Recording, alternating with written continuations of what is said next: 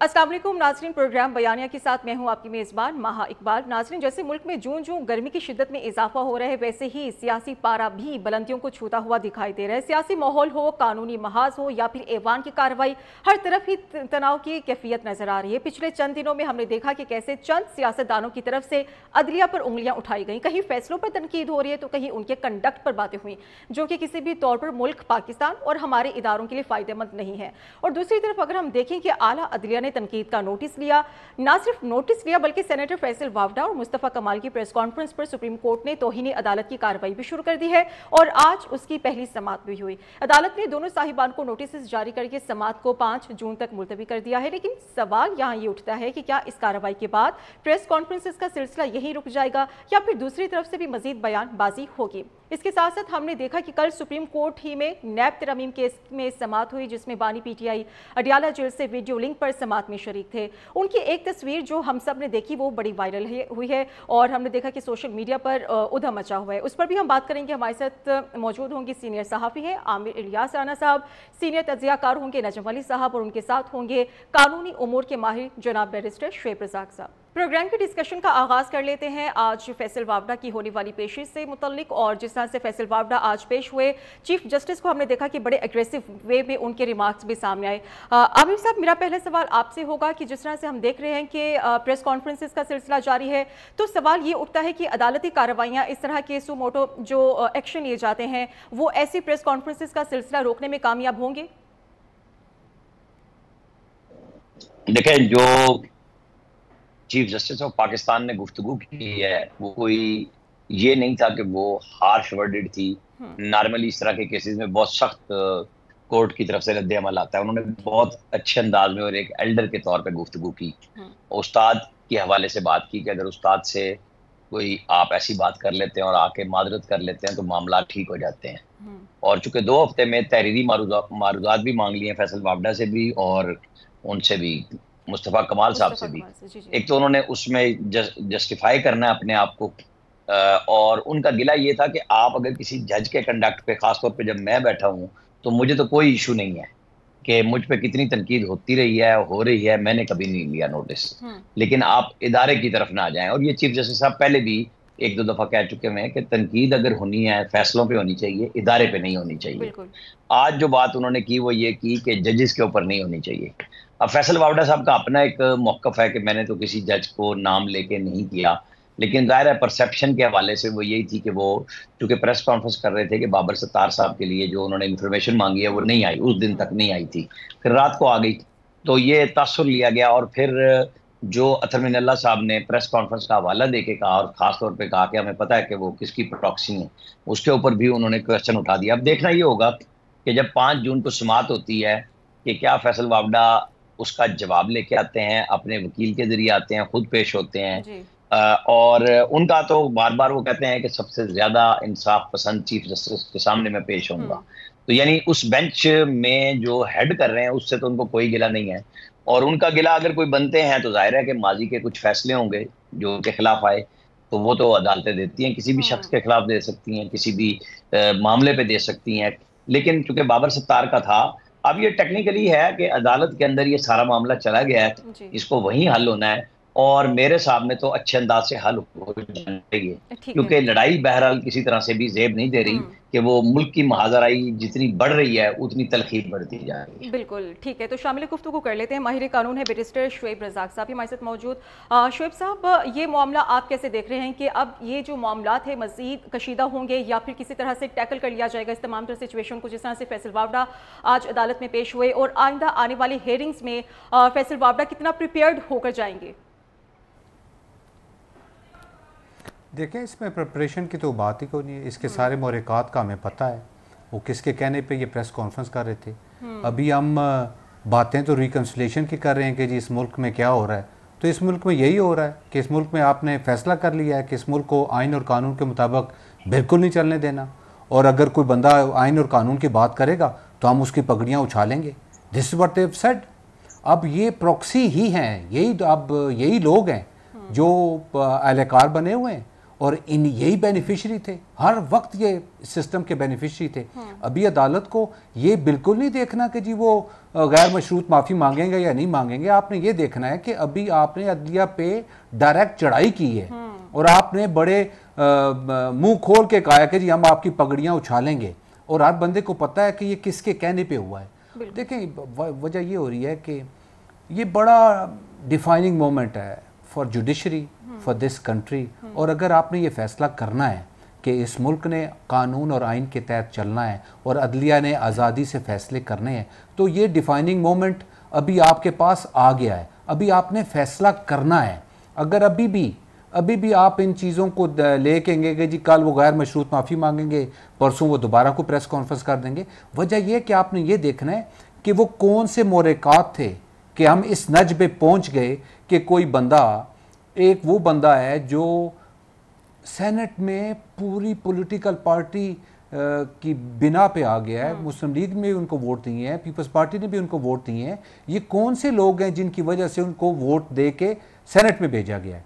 तो वो अब सेनेट में आ गए हैं। उनका टोटल मकसद ही ये था, this was the reason he was sent to senate, कि जी जब भी आपको कहा जाएगा आपने एक प्रेस कॉन्फ्रेंस करनी है, आपने जूते लेके पले चले जाना है, किसी टॉक शो में चले जाना है। तो अब भी अदालत को ये बात देखनी है। देखें, ये अगर ये डिफाइनिंग मोमेंट आपने ज़ाया किया तो आप फिर और सफ़र करेंगे जी। आपने ये फैसला तो करना है ना, आपको अच्छा लगे बुरा लगे कि अदलिया आज़ाद है या नहीं। बहुत मौके पे अदलिया अपने लिए आज़ाद होने की कोशिश करती रही है, लेकिन अभी अगर आइन और कानून को आज़ाद करने के लिए वो कोई एक्शन लेते हैं तो मेरे ख्याल में ये आइन और कानून की फतह होगी। इसमें इतने ज़्यादा आपको घबराने की ज़रूरत नहीं है। आपने ये देखना है कि कोई बंदा किस तरह आउट ऑफ द ब्लू एक स्टेटमेंट दे देता है। हम तो वकील हैं, हम अदालत में किस तरह कंडक्ट होता है हमारा, मतलब एक बंदा आउट ऑफ द ब्लू, ये मैसेज आप क्या दे रहे हैं, वकला को क्या दे रहे हैं, अवाम को क्या मैसेज मिल रहा है, इंस्टीट्यूशंस को क्या मैसेज मिल रहा है, दुनिया को आप मैसेज क्या दे रहे हैं कि दिस इज वेरी पॉसिबल। ये आप आराम से बात करेंगे। आप अदालिया किया क्या है जजेस ने, उन्होंने एक लेटर लिखा है, it is very tough as a जज आजकल। तो आपने क्या कहा है, आपने आवाज उठाई है, ठीक है। हम भी उन पे बहुत सारे ये आवाज पहले क्यों नहीं उठाई, हम भी ये बात करते हैं, लेकिन अब अगर आवाज उठा दी गई है तो इसका मतलब ये नहीं है कि आपने अब मसलियत का शिकार होके फैसला कर देना है कि वो कल गैर मशरूत माफी मांग लेंगे, everything is going to be hunky dory. No, आपने इस चीज को खत्म करना है। अगर रियासत सीरियस है, अगर रियासत नहीं सीरियस तो 76 साल से होता रहेगा, अगले 76 साल भी होता रहेगा। बिल्कुल सही है, ठीक है। नजम अली साहब, हम गुफ्तगू सुन रहे थे शुएब साहब की, वो कह रहे हैं कि अब ये डिफाइनिंग मोमेंट है अदलिया के लिए, अब डिसीजन ले लेना चाहिए। अदलिया पर चढ़ाई का सिलसिला चलता जा रहा है। फैसल वावड़ा की आप प्रेस कॉन्फ्रेंस देख लें, तो किस तरह से लगता है कि अब तमाम सिचुएशन को कैसे टैकल किया जाना चाहिए, अदलिया का क्या किरदार हो सकता है? देखिए जी, मैं यहाँ तक तो शुएब साहब से इत्तफाक करता हूँ कि ये एक डिफाइनिंग मोमेंट है और यहाँ पर बहुत सारे फैसले होने हैं। और अगर जैसे आमिर भाई कह रहे थे कि चीफ जस्टिस इसको आपस में तय कर सकते हैं, अगर वो आगे बढ़ेंगे, तय करेंगे तो ये बहुत अच्छा होगा। लेकिन मैं आपको बतौर सहाफ़ी और बतौर तजियाकार बताऊँ कि ये इतना सादा मामला नहीं है जितना इस वक्त समझा जा रहा है। ये बहुत ही अफसोस के साथ बात है, अगर हमारे एक मोअज़्ज़िज़ जस्टिस साहब कहते हैं कि प्रॉक्सी है वो किसी की, तो वो प्रॉक्सी किसकी है? वो प्रॉक्सी कहीं इंडिया से तो नहीं आए हुए लोग जिनकी वो प्रॉक्सी है, वो कोई हमारे दुश्मन तो नहीं है, वो इस मुल्क के लिए जाने कुर्बान करने वाले लोग हैं। वो इस मुल्क के लिए हमेशा से ये वही लोग हैं जिनके बारे में ख़ुद शुएब साहब की पार्टी कहा करती थी कि उनके साथ होने के लिए जो मुहावरा था, मैं तो उसको रिपीट भी नहीं करना चाहता। देखें, हमें ज़ाती सियासी मफादात में इस हद तक आगे नहीं बढ़ना कि हम इस मुल्क के साथ खेलना शुरू कर दें। ये एक बड़ी एक डिफाइनिंग सी मोमेंट आ गई है। बात सिर्फ़ और सिर्फ जो है आप मुस्तफ़ा कमाल की और उसके साथ साथ फैसल वावड़ा की नहीं है। आप देखें, कामरान टैसूरी ने प्रेस कॉन्फ्रेंस की है, आप देखिए कि इसके साथ साथ ओन चौधरी ने जो है प्रेस कॉन्फ्रेंस की है, इसके साथ साथ आप देखें वो मुस्लिम लीग नून के कोई थे, उन्होंने बात की। ये बात मसलसल बढ़ती चली जा रही है। मैं आपको बड़े वाज़ेह अंदाज में बता रहा हूँ, ये रियासत के 2 इदारों का मसला है। एक इदारा इस वक्त वाज़िया तौर पे कह रहा है। 9 मई को आर्मी चीफ ने खिताब किया, उन्होंने कहा कि आप हमारे सब्र की हद को ना आजमाएं, हम अपनी सब्र की हद को पहुंच रहे हैं। 9 मई जो कुछ हुआ, 9 मई को जिन लोगों को सजाएं मिलने वाली चाहिए थी, जिन लोगों को खुद पाकिस्तान तहरीक इंसाफ उनसे कहती है कि हमारा उनसे कोई ताल्लुक नहीं है, आप सजाएं दें।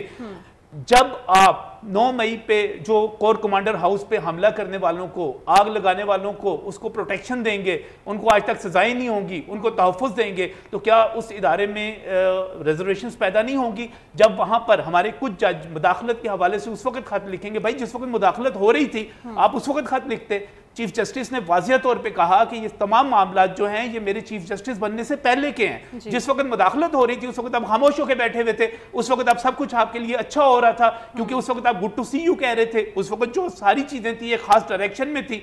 आज जब काजी फायज ईसा चीफ जस्टिस बने हैं तो हमें मुदाखलत नजर आनी शुरू हो गई है। कोई बताए तो सही ना कि अब कौन सी मुदाखलत हुई है? अब तो कोई मुदाखलत नहीं हुई, सारे के सारे पुराने मामला जो कि उठा के लाए जा रहे हैं। तो देखें, इस वक्त रिजर्वेशंस हैं और इस वक्त शदीद किस्म की रिजर्वेशंस हैं।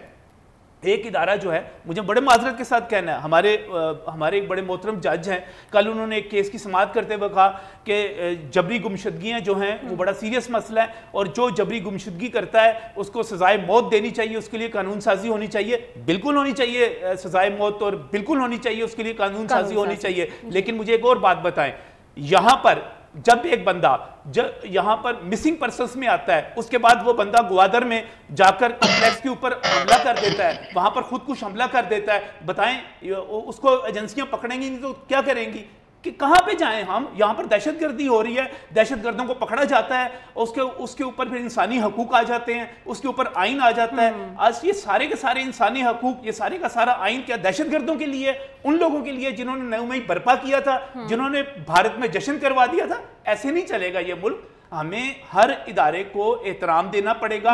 अदलिया अपनी जगह पर काबिल एहतराम है, पाक फौज अपनी जगह पर काबिल एहतराम है। मैं फिर कहूंगा, आप किसी भी इदारे को इस हद तक दीवार के साथ ना लगाएं कि वो आगे से फिर आपको ये जो कुछ हो रहा है, ये मुझे नहीं लगता कि ये इतनी आसानी के साथ रुकेगा। अब ये बड़े रिजर्वेशंस हैं, बड़ी सीरियस कंसर्न्स हैं, मुल्क की सिक्योरिटी के हवाले से कंसर्न्स हैं। हम आइन के नाम पर, इंसानी हकूक के नाम पर मुजरमों का दफा करते रहेंगे, दहशतगर्दों को तहफ़्फ़ुज़ देते रहेंगे, तो ये मुल्क ऐसे नहीं चलेगा। हमने दहशतगर्दी बहुत बर्दाश्त कर दी। देना होगी अदलिया एस्टेब्लिशमेंट। एक बात करना चाहूँगा,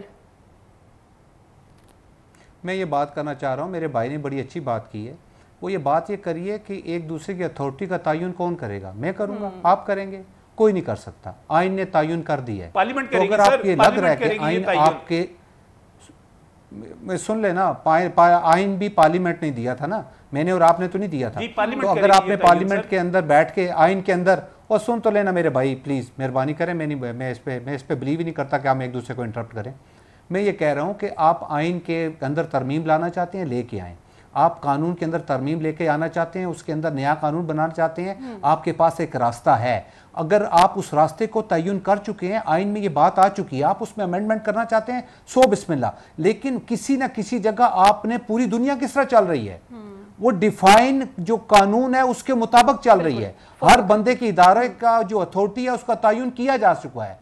वजह ये हो रही है कि आपने ये डिसाइड कर लिया ना, अगर आपने ये डिसाइड कर लिया 1973 में कि इस मुल्क को कानून और आइन के तहत चलना है, अगर आपको कुछ चीज़ों से एग्री नहीं कर रहे, कौन कह रहा है आपको?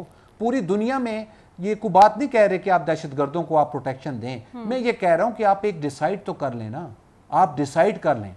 ओ मेरे भाई, जब आप PMA में एक ओथ देते हो कि आपने कानून और आइन की पासदारी करनी है, तो फिर आपने करनी है ना, आप उससे मुबर्रा नहीं हो सकते। आपने सिर्फ ये फैसला करना है इस मुल्क में यही। और ये मेरे भाई, ये दो इदारों का मामला नहीं है, ये मुल्क का मामला है, ये दो इंडिविजुअल्स का मामला नहीं है, ये मुल्क का मामला है, ये इस कौम का मामला है।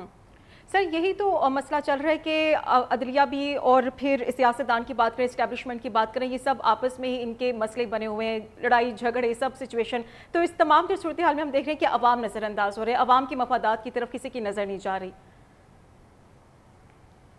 रियासत इसमें बहुत ज़्यादा दचके ले रही है, रियासत को बहुत ज़्यादा नुकसान हो रहा है। और उसमें ये आपने ये देखना है, दुनिया की पूरी तारीख चेक कर लें, आपने पहले एक कानून बनाना है, एक आइन बनाना है, फिर उस पर अमल पैरा करना है। With the passage of time आपने आइन और कानून में तब्दीली करनी है, सो बिस्मिल्लाह। उसका भी तरीकाकार आइन में दिया गया है, आप उसी को फॉलो कर सकते हैं। अपनी हिस्ट्री चेक कर लेना कि आपने आइन के साथ क्या किया है, इस मुल्क में आइन और कानून के साथ क्या क्या खिलवाड़ नहीं हुआ। तो आप ये नहीं कह सकते, आप उसके अंदर पार्लियामेंट में बैठे, सीरियस लोग बैठे हुए हैं, आप उसमें अमेंडमेंट लेके आए, विद द कंसेंसस अमेंडमेंट लेके आए, और वही लोग लेके आए जो इस मुल्क में नुमाइंदे हैं जी। और मैं भाई आपको बात कर रहा हूं, यहां पॉलिटिकल पार्टी एफिलिएशन का ताल्लुक बिल्कुल नहीं है, मेरा तो बिल्कुल नहीं है। मैं आपको एक बड़ी प्रैग्मेटिक सी बात कर रहा हूं कि आप एक रियासत जो है ना, एक छोटा सा ऑफिस, एक छोटा सा कुंबा, कानून और आइन और कुछ वजह करदा जो आपके कवानीन होते हैं उसके बगैर नहीं चल सकता। ये इतना बड़ा मुल्क है, 25 करोड़ की आवाम है, आपने ये देखना है बैठ के, आपने डिसाइड करना है मुझे किसी चीज से इशू है, I am going to raise it, I am going to present it before the parliament कि जनाब इसके ऊपर फैसला करें। बिल्कुल। ये दहशतगर्द हैं, ये लोग हैं, इनको हमारा कानून नहीं पकड़ रहा, आप उसमें अमेंडमेंट लेके आए। लेकिन किसी ना किसी जगह आपने कंसेंसस डेवलप करना है और मुल्क कानून और आइन के मुताबिक ही चल सकता है। There is no other way. कानून और आइन के मुताबिक ही चल सकता है। नजम अली साहब, आइन कानून इस पर अमल दरामद कैसे किया जाएगा, कैसे हुदूद का तयन होगा? और हम देख रहे हैं कि अवाम का कोई पुरसाने हाल नहीं है, वो चाहे कानून पर उसी वक्त ही अमल दरामद होगा जब हमारे सियासी लोग अपने रवैये बदलेंगे, जब ये इंतखाबी नताइज को तस्लीम करना शुरू करेंगे, जब ये पार्लियामेंट के अंदर अपना किरदार अदा करना शुरू करेंगे। अभी मेरे भाई कह रहे थे कि जनाब आइन के अंदर पार्लियामेंट मौजूद है, पार्लियामेंट ने आइन बनाया है तो आप इसमें आइनी तरमीम लेकर आए। कौन इस पे बात करना चाहता है? कौन है? क्या खुद पाकिस्तान तहरीक इंसाफ, जब इमरान खान साहब वजीर आजम थे तो वो अपनी ओपोजिशन के साथ बात करने के लिए तैयार थे? वो तो उस वक्त उठ के चले जाते थे जब वो बाकी ओपोजिशन वहां पर आकर बैठती थी, उस वक्त तो बात करने के लिए कोई तैयार नहीं होता था। बात होनी चाहिए। देखें, यहाँ पर जो भी फैसला कुन किरदार अदा करना है वो पार्लियामेंट ने करना है। Parliament mother of all institutions है, तमाम इदारों की माँ है।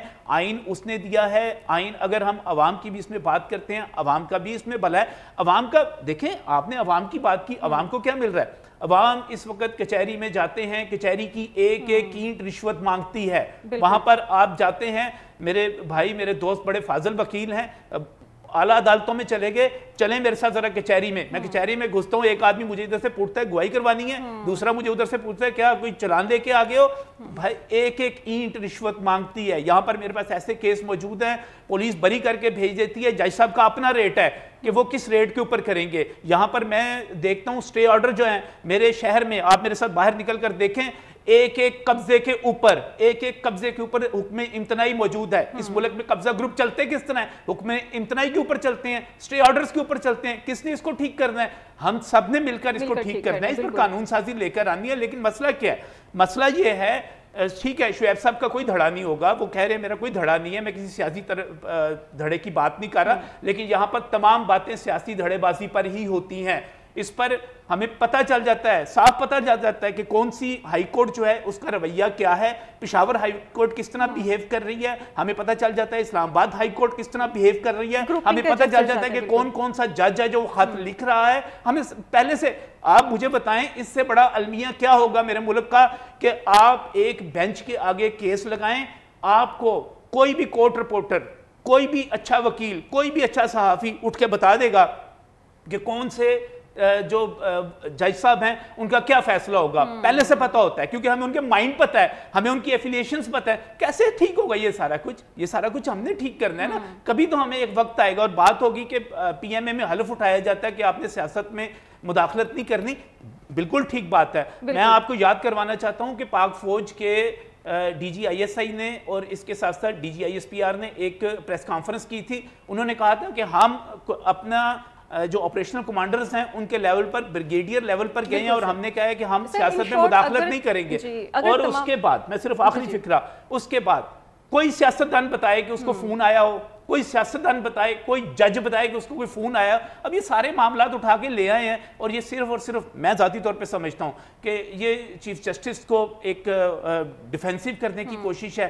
ये सारी चीजें वाज़ेह हैं, एक एक बयान वाज़ेह है। क्या हो रहा है? हमें मिलके बैठना है, इसमें प्राइम मिनिस्टर अपना रोल प्ले करें, चीफ जस्टिस अपना रोल प्ले करें, और सिर्फ प्राइम मिनिस्टर और चीफ जस्टिस के पास की बात नहीं, सबने मिलकर फिर सिस्टम में बेहतरी आ सकती है। अभी एक ब्रेक ले लेते हैं, ब्रेक के बाद अपनी डिस्कशन को दोबारा से कंटिन्यू करेंगे। Stay with us.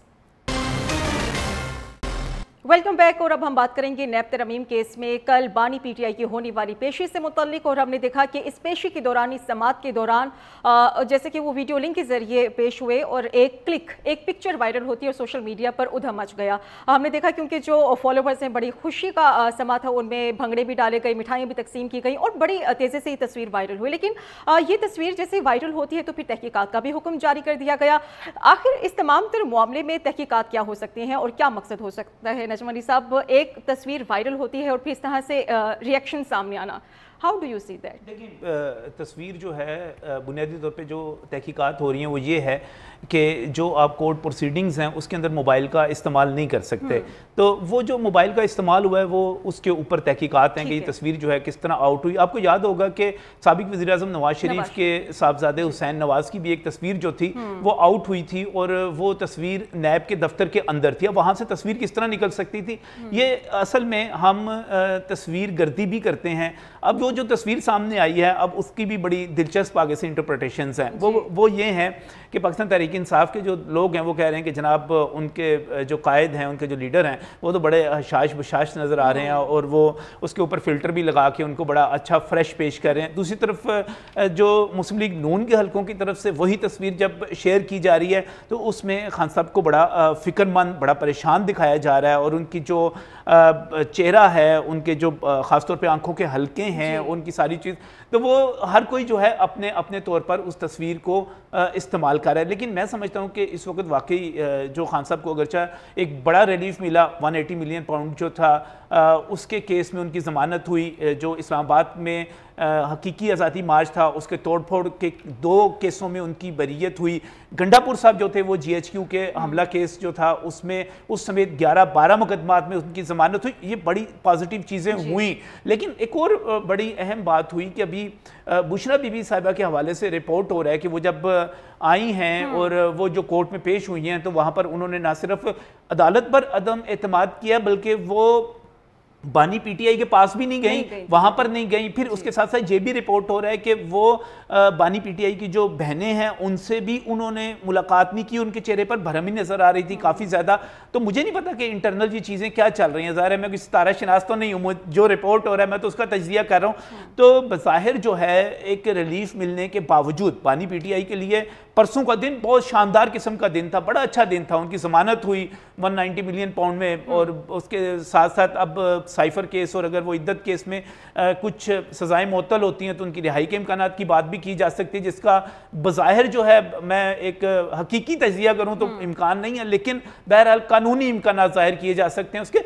तो अच्छा कुछ इतना नहीं है। जाहिर है जेल में रहना, जेल आपकी जितनी मर्जी अच्छी हो, जितनी मर्जी आप 7 बैरकें तोड़कर आप उसको एक बैरक बना लें, आपको वॉक करने की सहूलत हो, आपके पास वहाँ पर चाहे देसी मुर्ग आ रहा हो, वहाँ पर मटन देसी मुर्ग में देसी घी में बन रहा हो, ये सारा कुछ होने के बावजूद जेल है, ये आपको तस्लीम करना पड़ेगा। और इतने तवील अरसे से जेल, और इसके ऊपर सबसे बड़ी बात यह है कि बानी पीटीआई के और पाकिस्तान तहरीक इंसाफ के जितने हामी हैं, हमारे दोस्त वो कहते हैं कि खान साहब डटे हुए हैं। खान साहब जो डटे हुए हैं उसका असल मसला ये है कि उनको अभी तक कोई ऑफर ही नहीं की जा रही कि आपके साथ कोई बार्गेन हो सकती है, कोई डील हो सकती है। उनको अभी तक कोई जब ऑफर ही नहीं है तो आपके पास डटे रहने के सिवा चारा क्या है? वो तो कह रहे हैं कि भाई बार बार मुझसे बात करो। वो सियासी कुव्वतों से बात ही नहीं करना चाहते, वो पाकिस्तान के आर्मी चीफ से बात करना चाहते हैं, वो DGISI से बात करना चाहते हैं, तो उधर से बात करने के लिए कोई तैयार नहीं है। तो जब कोई तैयार ही नहीं है तो ऑफर कहां से आनी है? बहुत सारे कहते हैं जी नवाज शरीफ की तरह भागेंगे नहीं। भाई नवाज शरीफ पर तो उन्होंने ट्रस्ट कर लिया था कि नवाज शरीफ जो हैं वो अगर जाएंगे तो मसाइल पैदा नहीं करेंगे। खान साहब की गारंटी कोई नहीं देने को तैयार कि खान साहब जाएंगे तो कोई इनकी गारंटी देगा। तो सूरत हाल कुछ इस किस्म की है, कोई इतनी अच्छी नहीं है। ठीक है, सूरत हाल कुछ इतनी अच्छी नहीं आपको दिखाई दे रही। शुएब साहब को भी हम शामिल गुफ्तगू कर लेते हैं। शुएब साहब, कल जो इमरान खान की एक पिक्चर वायरल होती है उसके बाद की सिचुएशन भी आपके सामने है, और क्या लगता है कि जैसे कि फैसला पेंडिंग है कि इस केस की समाअत को लाइव दिखाया जाएगा, कितनी पॉसिबिलिटीज है इस समाअत के लाइव होने पर? देखिए, जब सुप्रीम कोर्ट ने फैसला कर लिया था कि जी उनको समन करना है, उनको लाइव कवरेज देनी है, तो this was the decision of the supreme court. अगर आप सुप्रीम कोर्ट में किसी बंदे को कह रहे हैं कि you have a right to defend yourself, आपने अपने केस में खुद आर्ग्यू करना है और वीडियो लिंक के जरिए करना है। हम कराची से, कोयटा से बहुत सारे लोग वकील ये वीडियो लिंक के जरिए अपनी सबमिशन पेश करते हैं। तो जब आपने सबमिशन पेश करनी है तो लोगों ने आपको देखना है। तो अदालत ने फैसला कर लेना था कि जनाब हमने सिर्फ आपकी शक्ल देखनी है, किसी और ने नहीं देखनी। तो अदालत की कार्रवाई तो आवाम के लिए होती है ना। As long as you are submitting before the court, ये कोई इन कैमरा प्रोसीडिंग तो थी नहीं, ये अदालत के सामने पेश हो रही थी। बहुत सारे लोग, अगर एक भी वकील वहाँ मौजूद था जिसका उस केस के साथ ताल्लुक नहीं था, तो ये इन कैमरा प्रोसीडिंग्स नहीं थी। तो जो अदालत ने फैसला कर लिया था कि इन कैमरा प्रोसीडिंग नहीं है, उनको वीडियो लिंक के ज़रिए अपनी केस की समाअत करनी है, अपनी केस के ऊपर सबमिशन देनी है, अपने आर्गूमेंट रेज करने हैं। तो मुझे तो ये बात समझ ही नहीं आई।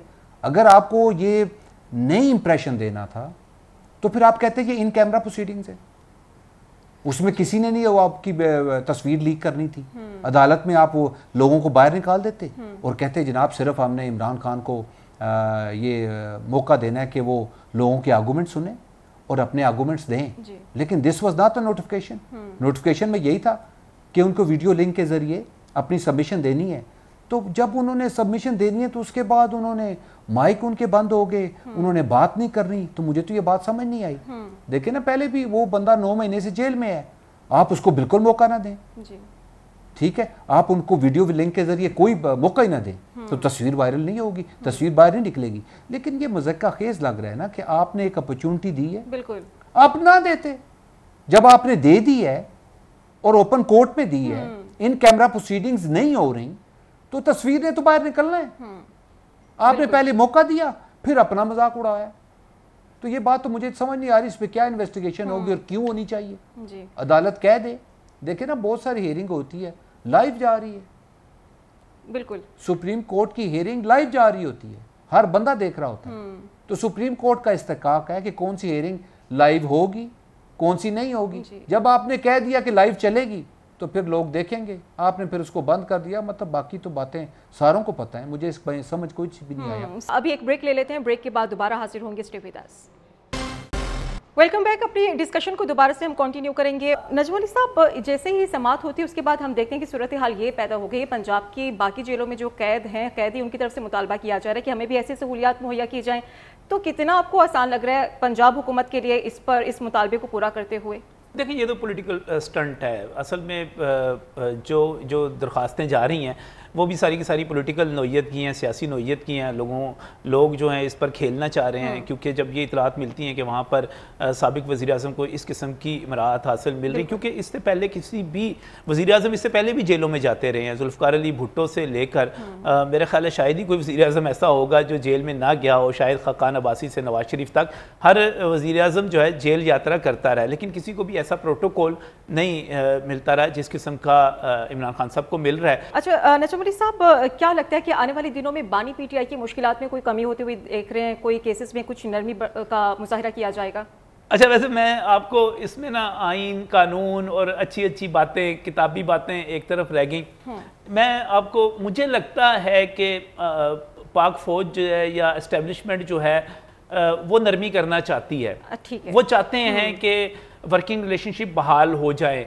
वो बुलाते हैं कोर कमांडर हाउस में अली अमीन गंडापुर को, वो जो है रियायतें मिलती हैं और फैसले आते हैं तो वो उस पर खामोश रहते हैं। कोई नहीं ट्वीट आता कि डिसीजन रिजेक्टेड या इस किस्म का कुछ भी वो। लेकिन उसके जवाब में खान साहब क्या करते हैं, जब भी कोई पॉजिटिव चीज़ होती है वो उसके जवाब में एक ऐसा खौफनाक बयानिया देते हैं और ऐसी खौफनाक बात करते हैं कि वो सारी की सारी ऐसी की तैसी हो जाती है। जो पिछली एक जो गुडविल जेस्चर बन रहा होता है, या CBMs कहते हैं इसको हम, कॉन्फिडेंस बिल्डिंग मेजर्स हो रहे होते हैं, उसकी ऐसी तैसी हो जाती है। तो मेरा ख्याल है कि खान साहब चाहते ही नहीं है कि वो जब तक खुद अंदर हैं या जब तक उनके हाथ में चीज़ें नहीं हैं, कुछ बेहतरी हो, उनकी पार्टी आगे आए, वो नहीं चाहते कि चीज़ें ठीक हों। वो बड़ा सख्त और देखें वो मीडिया के लोगों से बात करते थे, मीडिया के लोगों से बात करते थे, बात ये होता था कि मीडिया उसको थोड़ा सा सॉफ्ट करके बयान कर देता था।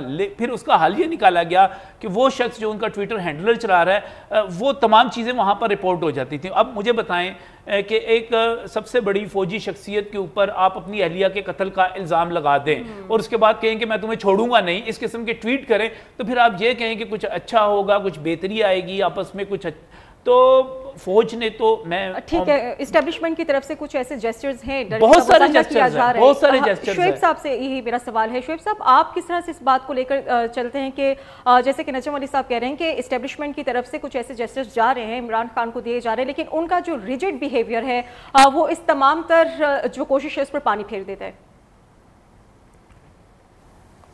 देखिए, आपने 9 महीने से एक बंदा जेल में है और उसके ऊपर 200 मुकदमात हैं, ठीक है। एक कानून ये होता है कि अगर मैं इस्लामाबाद में बैठा हुआ हूँ तो मैं एक ही वक्त में एक जुर्म इस्लामाबाद, पिंडी, पेशावर, कोयटा, कराची में नहीं कर सकता। ये पूरी दुनिया का एक कानून है।